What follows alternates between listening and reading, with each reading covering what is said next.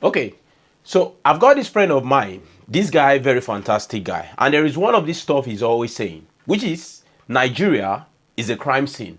Nigeria as a country, as a continent, some people will call it a continent, is a crime scene. And over time, I really didn't understand what this guy really meant by this statement until recently.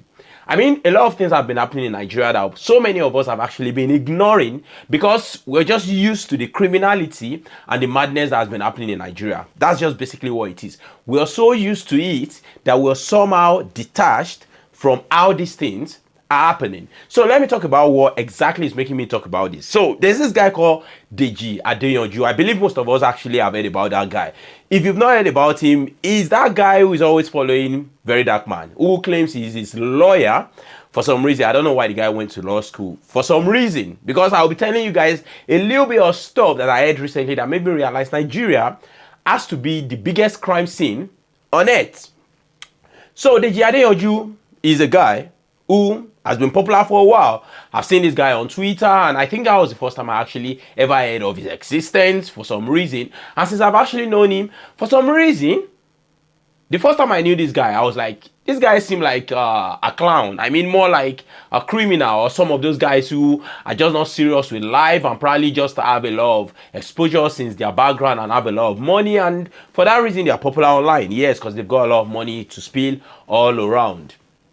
But then, over time, because he started supporting a lot of political ideologies that I kind of gravitate towards, I became to maybe soften towards the guy. I think, okay, maybe he's probably a likable guy, and I'm just one of those guys who don't really just like people just knowing them for the first time. And over time, it became affiliated to someone like VDM. I mean, knowing the kind of things VDM has done all across Nigeria, and just trying his best to actually help people, it made me actually feel, okay, maybe this guy is actually really not as bad as he is.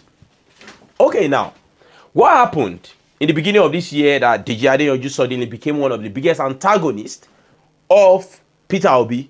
For those who don't understand, I am not a supporter of Peter Obi. It's not like I'm not a fan or I've got anything against the guy, but I just have the ideology of I don't trust any politician. As long as you're a politician, I'm not going to support you. So that's just my own ideology, definitely. So because I believe most of them are just crooks, to be honest. But then, either you like it or not, Peter Obi is one of the closest to people who are just making any little bit of sense. Most of these other guys are not even trying. But then, I don't support anybody. But then the Adeyanju, for some reason, ignores most of the politicians. I mean, we've got this former vice president, we've got Tinubu is the current president, we've got a lot of crooks all around Nigeria. I mean, Nigeria is a place where if you're looking for politicians to attack, you've got a lot of them. I mean, it's like a bag of chocolates. You've got too many of them that you can attack. But a man who has decided to attack the only one who seems to want to even gravitate towards the youth. I mean, it begs to question a lot of things about this guy's ideology. It makes me feel, does he have something he's hiding? Does he have something that he's not telling anybody or something like that? But of course, if you've got no proof, you really don't want to talk about it much. Now, I was on my phone just a little bit while ago, and I saw this. I mean, this is someone who is a poster, and this post was from 2016, where someone allegedly, or not allegedly, someone had said, allegedly, this particular guy called Deji Adeyanju is actually a criminal, a convicted fellow, someone who is known to the law. I believe you guys know what I mean. Is known to the law. He is a criminal. So allegedly in 2005, Deji Adeyanju with some of his croons, some of his friends, had invited a particular guy into his house, allegedly. And Deji Adeyanju, being the child, a leper child like he said, one of the children of the wealthy people in Nigeria, had access to a firearm and at close range has shot this guy and basically just unalived the guy.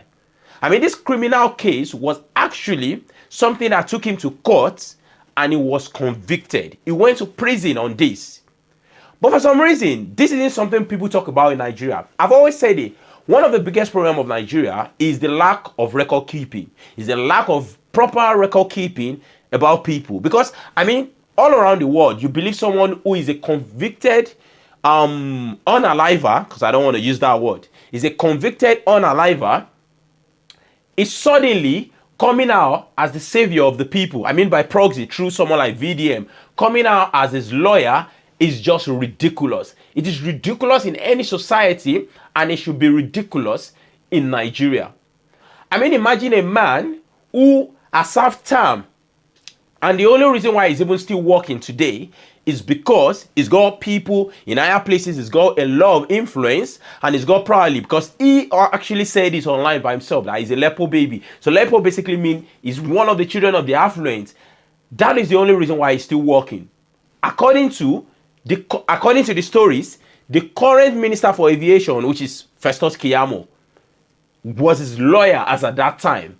I mean, you're talking, as at 2005, Festus Keyamo was a very influential lawyer. He's one of those guys who, you know, is very influential. These guys don't influence cases by just going to court and talking, but they influence cases by indirectly knowing the judge and being able to say, you can't convict that guy. Or if you're going to convict that guy, you can only give him 5-6 years. I mean, these are guys who are like the creme de la creme, as it said.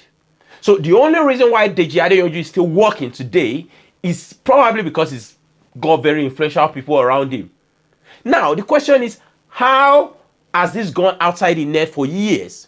How has this not been something people have been talking about? I mean, despite the fact that even someone like VDM, because at this point, it makes me question how much he knows about people around him, how much he knows about people he supports. Although I don't expect him to know every single person or what have you, considering the poor record keeping in Nigeria.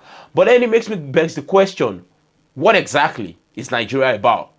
What exactly is Nigeria about? At this point, I believe every single person in Nigeria who sort of holds a political position is a criminal. Is someone who is known to the law as at one point in time. Because to think our current president is a known criminal or allegedly a known criminal just makes me cringe at the idea of Nigeria.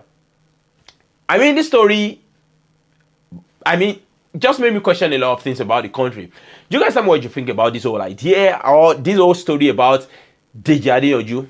Remember to subscribe to the channel. I'll see you another time. Peace.